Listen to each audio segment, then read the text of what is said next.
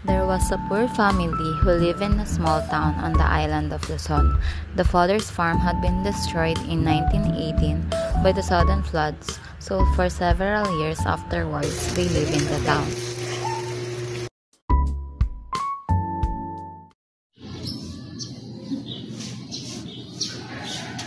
Buti pa sila, nakakapaglaro sila sa labas. Sana payagan na rin ako nila tatay.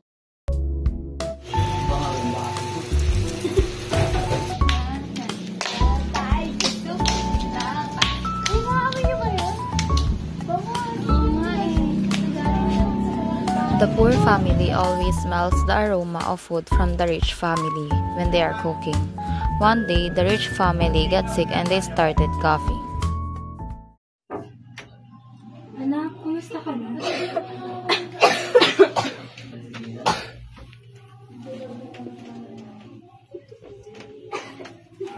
Inom ka muna tubig.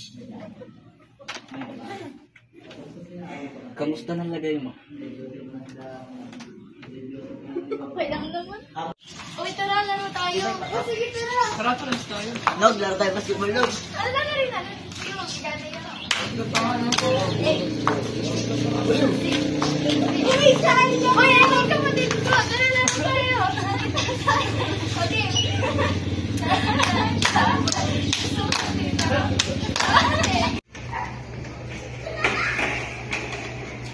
Ba't parang lusog nila?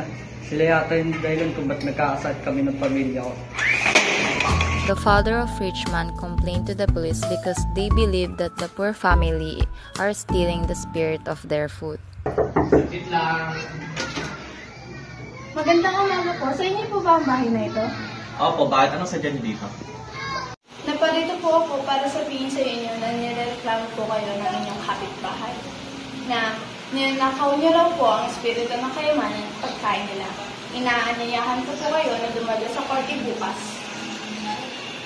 Ganun po ba? Sige. Sa bagay, wala rin naman ako magagawa dyan, hindi sumunod sa inyo. Maraming salamat po. Sige, pumunta na lang ako. When the family knew the news from the police officer, they did not panic that much because they knew that they did not do anything wrong, and so the father did not get an attorney to defend himself. Nasaan ang abogado mo? Your Honor, hindi ko na po kailangan ng abogado. Okay, let's proceed. Ikaw, Mr. Camo, sumasang-ayon ka ba o hindi sumasang-ayon sa sinasabi ni Mr. Vicina na ninanakaw mo ang espiritu ng kayamanan at pagkain ng pamilya nila? Hindi ako sumasang-ayon. Sumasang-ayon ka o hindi sumasang-ayon sa sinasabi na ikaw at ang pamilya mo ay lumalabas at pumupunta sa bintana nila, Mr. Vicina, upang langhabin ang espiritu ng pagkain nila? Opo, sumasang-ayon ako. Sumasang-ayon ka o hindi na habang ang pamilya ni Mr. Vicina ay nagkakasakit at pumapayat at habang ang pamilya mo ay lumulusog at lumalaki? Opo, sumasang-ayon ako. Mr. Camo, paano mo natin ito papanagutan? Judge, pwede ko po ba makita yung anak ng complayer? Sige, papasukan yung bata. Sige, balikan niyo po. Your Honor, gusto ko naman po sana makausap yung tatay ng pamilya ko. Sige. Kasi, Sinasabi niyo po ba na ninanakaw po namin ang espiritu ng kayamanan niyo? At habang kami ng pamilya ko ay masaya, yung pamilya niyo naman po ay nalulungkot at nanghihina. Oo. Kung ganon, babayaran na namin kayo ngayon din. Naririnig mo ba? Ano? Ang alin? Itong espiritu ng Maria habang inaalok ko yung sombrero. Oo, naririnig ko. Kung ganon man, bayad na kami sa iyo. case dismissed.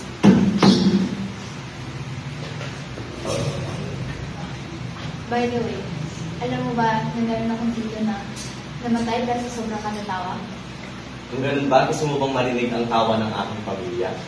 Bakit hindi? Marinig mo ba yung mga tawa?